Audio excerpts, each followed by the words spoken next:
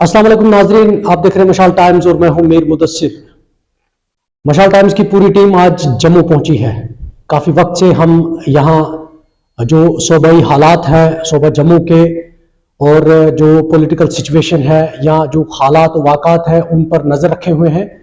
तो अक्सर हम जो पॉलिटिकल लीडरान हैं उनसे बात करते हैं क्योंकि ये वो ज़रिया है जो आम लोगों की बात सुनते हैं और हुकाम तक पहुँचाते हैं। हमारे साथ आज इस प्रोग्राम के मेहमान हैं नेशनल कॉन्फ्रेंस के सीनियर लीडर और जिला सदर रामबन हाजी सजाद शाहीन साहब। इनसे हम बात करेंगे। अक्सर हम बात भी करते रहते हैं लेकिन आज हमें मौका मिला इनके साथ जम्मू में बात करने का। सजाद साहब अस्सलाम वालेकुम। वालेकुम अस्सलाम। सजाद साहब, काफी वक्त से हम देख रहे थे कि सरकार ये कह रही थी कि 3 टायर सिस्टम जो है जम्मू कश्मीर के अंदर मजबूत देखने को मिल रहा है और जिसके जरिए से हम बात करते थे, एडमिनिस्ट्रेशन तक हमारी बात पहुंची थी। ये एक ब्रिज था बीच में। 9 तारीख को टेंडर खत्म होता है, उसके बाद जो वो पावर्स है वो पीडीओज को सौंपे गए। जो ये ब्रिज था, ये ब्रिज अब नहीं रहा। कितना इम्पैक्ट आम आदमी पर पड़ेगा? जो लोग इस जुमरे में आते हैं, जिन्होंने काम किए हैं सरकारी, कितना असर पड़ेगा और क्या कुछ करना चाहिए इमीडिएट सरकार को?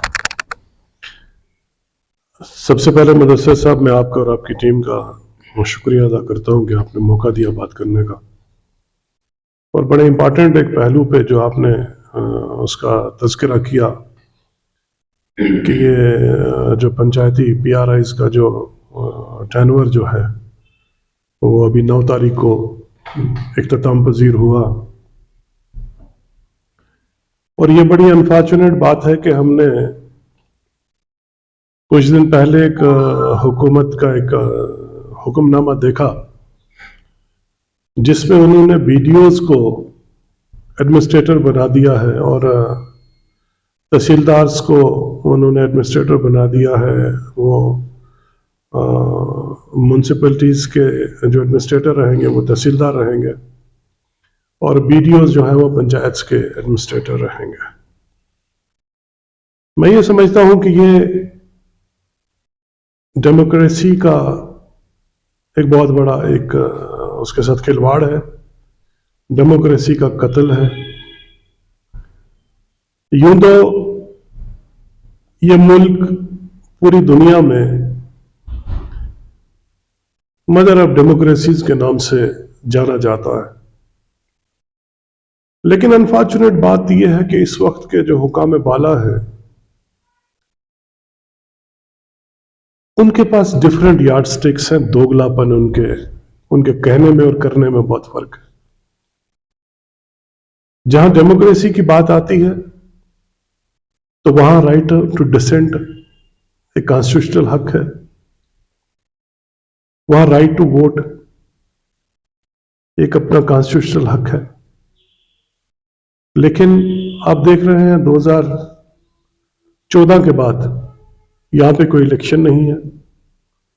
पिछले 9 साल में कोई असेंबली का इलेक्शन नहीं हुआ। पार्लियामेंट का इलेक्शन इनको सूट करता है, वो टाइम पे है। लेकिन जब ये म्युनिसिपल और पंचायत के इलेक्शन का जो टेन्योर वक्त आया उनको करने का,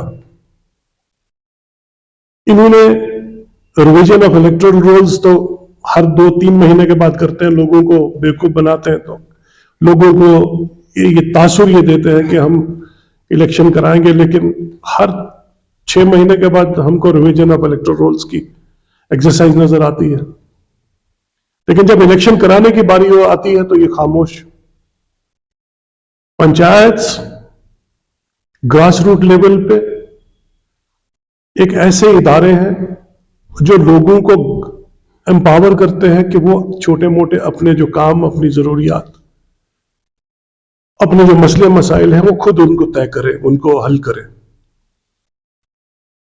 और ये पंचायती राज सिस्टम जो है ये नेशनल कॉन्फ्रेंस के वक्त से शुरू हुआ था और वाहिद जम्मू कश्मीर का पंचायती राज सिस्टम जो था वो पूरे मुल्क में माना जाता था कि ये बेहतरीन, एक इसकी एक्नॉलेज किया गया था कि पंचायती राज सिस्टम एक्ट हमारा बेहतरीन है। लेकिन आज ये हुकूमत ने इन पंचायती राज जो एक इंस्टीट्यूशन है, जो बेसिक इंस्टीट्यूशन है ग्रास रूट लेवल पे, विलेज लेवल पे, ब्लॉक लेवल पे, उनको डिमोलिश कर दिया।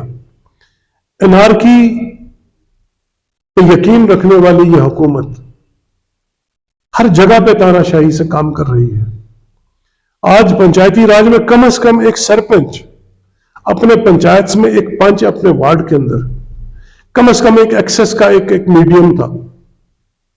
कम से कम सरपंच एक मीडियम था एक एडमिनिस्ट्रेशन के साथ निचली सतह पे, वो नहीं है, खत्म हो गया। कॉन्स्टिट्यूंसीज में एमएलएज अपनी अपनी कॉन्स्टिट्यूंसीज के जरूरियात, लोगों के जरूरियात, उनके मामलात, उनके मसले मसाइल हल करने के लिए एक साधन, एक ब्रिज का काम करते हैं। कहीं नहीं है 9 साल में। इससे सबसे ज्यादा जो फर्क पड़ा है वो आम इंसान पे पड़ा है, क्योंकि इस वक्त जो माहौल है ब्यूरोक्रेटिक एक सेटअप है। अफसर जो है वायसराय बन के बैठे हैं। चंद अफसर बाहर से आके यहां रियासत जम्मू कश्मीर की हुकूमत चलाते हैं, जो कि क्राउन ऑफ इंडिया जिस रियासत को माना जाता है, ताज हिंदुस्तान का, इतनी सेंसिटिव रियासत, उसको बाहर के 4 लोग चला रहे हैं। एक्सेस नहीं है आम आदमी के पास, रसाई नहीं है उसको एडमिनिस्ट्रेशन के पास जाने की। अव्वल तो एक्सेस है नहीं, अगर किसी तरीके से वो समहाउ मैनेज कर लेता है तो उसकी बात की सुनवाई नहीं, ना रसाई ना सुनवाई।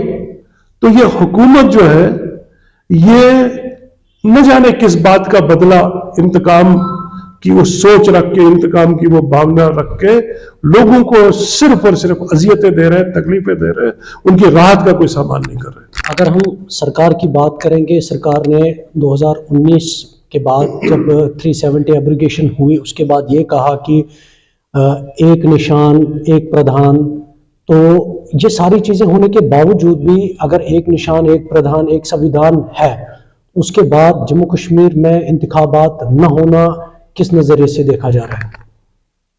एक निशान एक संविधान और एक प्रधान जो है, ये इनका आरएसएस का इनका एक नारा था और इनका एक पॉलिटिकल माटो था। लोगों को इसी बात पे एक्सप्लॉइट करके ये हुकूमत के गलियारों तक पहुंचना चाहते थे, उन्होंने इसको इस्तेमाल किया। लेकिन अब जब आपने 2019 में 5 अगस्त को ये गैर आईनी गैर कानूनी फैसला आपने लिया, 2019 5 अगस्त से पहले जो हमारे पास अलग आईन था, अलग हमारी पहचान थी, अलग हमारी पोजीशन थी, वो एक मुआहदे के तहत थी और हमको आईन हिंद ने अलग पहचान दी थी, अलग निशान दिया था, अलग आईन दिया था। वो तो मुआहदा हुआ था रियासत जम्मू कश्मीर का उस वक्त हुकूमत हिंद के साथ।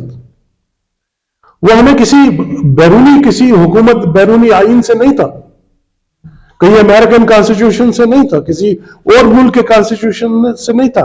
वो कॉन्स्टिट्यूशन ऑफ इंडिया ने हमें एक अलग एक दस्तूर दिया था, अलग एक पहचान दी थी।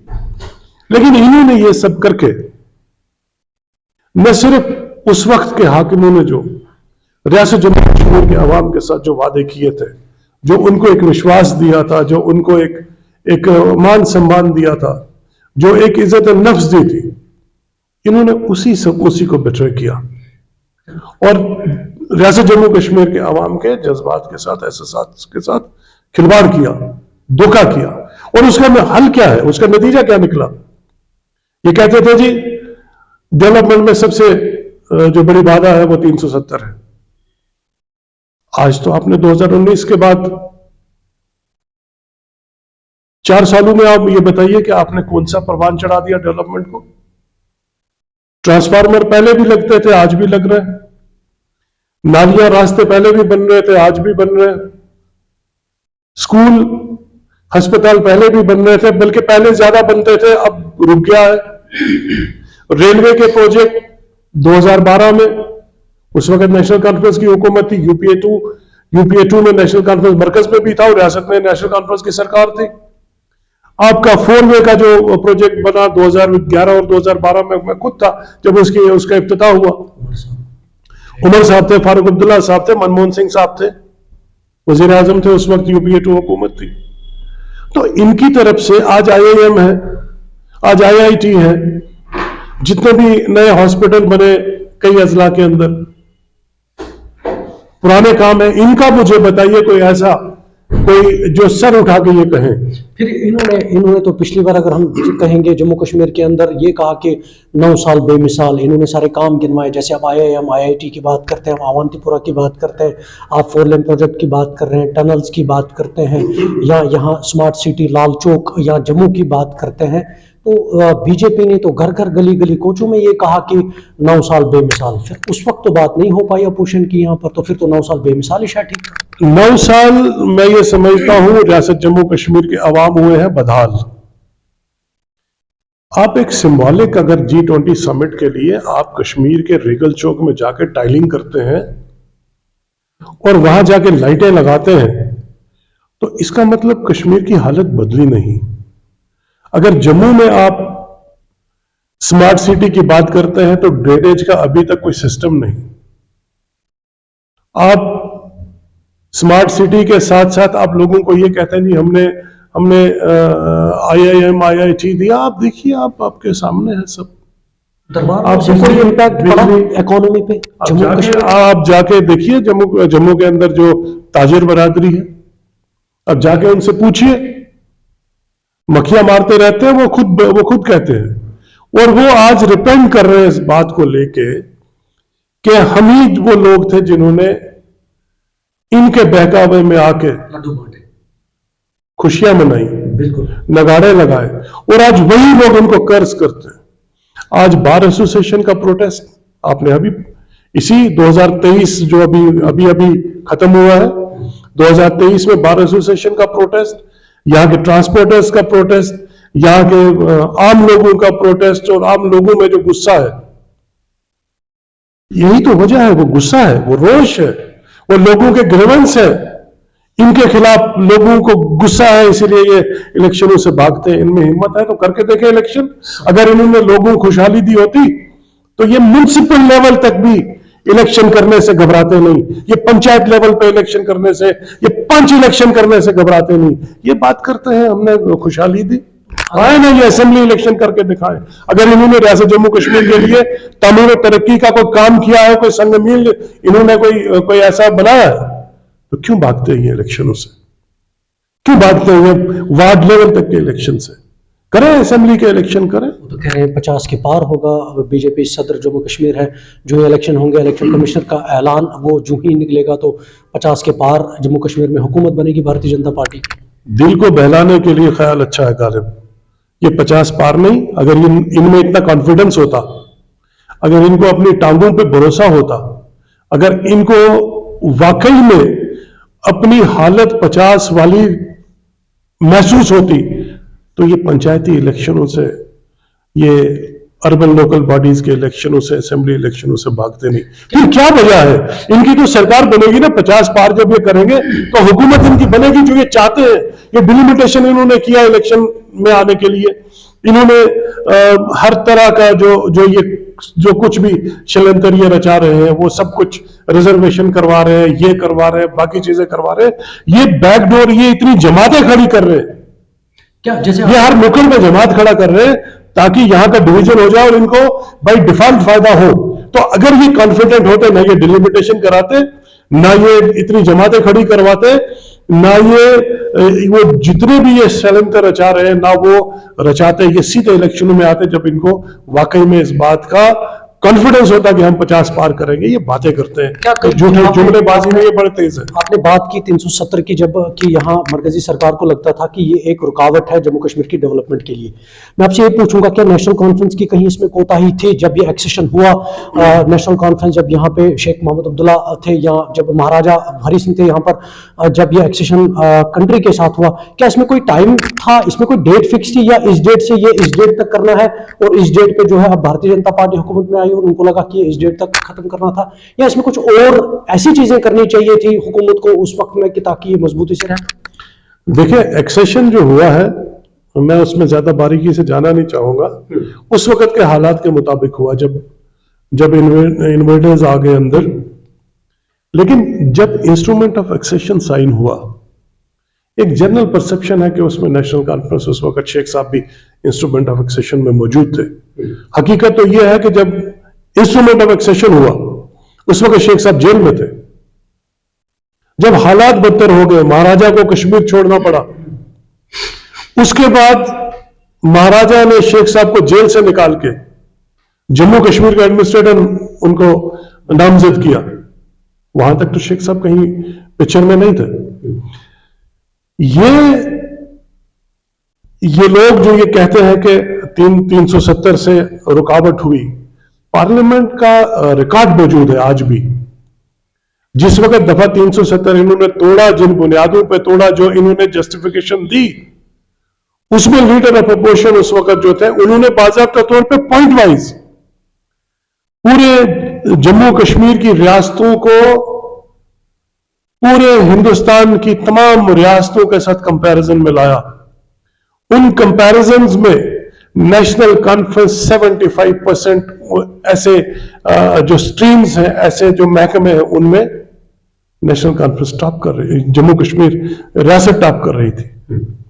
तो डेवलपमेंट तो कभी भी इसमें 370 में कोई बाधा थी नहीं, ना ही 370 की वजह से यहाँ की कोई मिलिटेंसी में कोई वो था। आप देखिए 370 भी तोड़ा, आज मुझे बताइए मिलिटेंसी कहां खत्म हुई?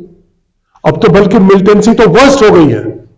आज तो इतने लीथल अटैक्स होते हैं, इतने खतरनाक अटैक्स होते हैं। आप देखिए कोकरनाग में देखिए क्या हुआ, आप पुंछ राजौरी में देखिए क्या हो रहा है, कहां हालात ठीक हुए?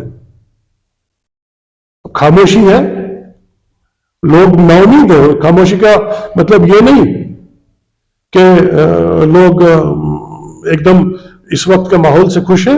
लोग इस वक्त बात ही नहीं करते क्योंकि उनको उम्मीद ही नजर नहीं आती इस हुकूमत के लिए। इस हुकूमत से उन्हें कोई होप नजर नहीं आ रही, होपलेसनेस का माहौल है, इसलिए खामोश है। बात रीजनल पॉलिटिक्स की करेंगे थोड़ी सी। हमने हालिया दिनों में देखा है कि वो बंद दरवाजे दोबारा से खुल गए, जो कभी ये कहा गया था कि लीडरों के लिए बंद हो गया, वो नहीं आ सकते वापस। हमने हालिया दिनों में देखा बिजवारा में एक बड़ा जलसा हुआ पीपल्स डेमोक्रेटिक पार्टी का, और उसमें जो है जो गए हुए लीडरान हैं उन्होंने शुमूलियत इख्तियार की। किस तरफ जो है अब ये सियासत जारी है, क्योंकि पीएजीडी का भी हिस्सा है? देखिए, ये डेमोक्रेसी है, आप इसमें किसी को रोक नहीं सकते कौन कहां आएगा कौन कहां जाएगा। हर किसी शख्स का अपना एक पॉलिटिकल कैरेक्टर है, और फिर वो अपनी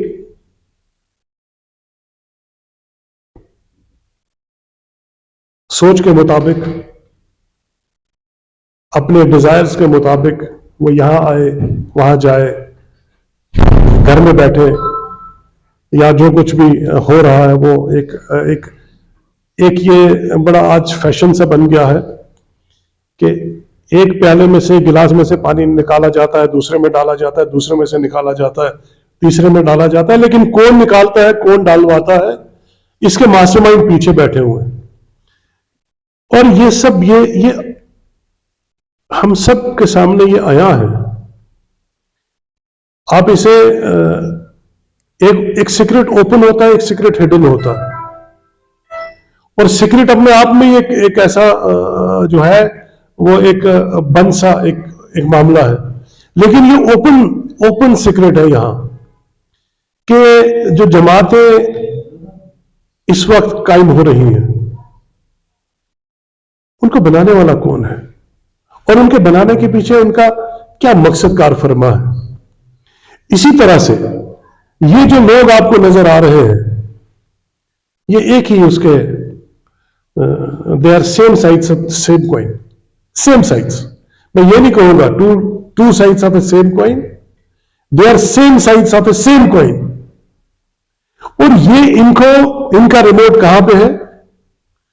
आज इधर एक पान को चलाना है, दूसरे पान को पीछे लाना है, तीसरे पान को आगे करना। एक्सपेरिमेंट है ये, जम्मू कश्मीर एक्सपेरिमेंट का एक फील्ड बना है। शाह फैसल को भी लाया गया था, बहुत बात करता था हवा बदल जाएगी।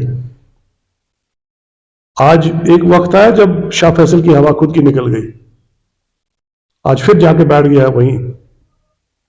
उसके बाद कई लोगों को लाया। एक टाइम आया था जब 2019 में जब इन्होंने 370 को तोड़ दिया, 35A को खत्म कर दिया, उसके बाद एडमिनिस्ट्रेटिव काउंसिल बनाने के चक्कर में थे और ये कहते थे जी कल एडमिनिस्ट्रेटिव काउंसिल बनेगी जी, फलानी को हम एडमिनिस्ट्रेटिव काउंसिल का हेड बना देंगे। बुखारी साहब की बात हो रही थी, मैं अब खुले लफ्जों में कहूं, कौन बना रहे थे? इन्हीं के आका। उसके बाद फिर दूसरे साहब को लाया जिसने कहा जी मेरे बड़े भाई हैं,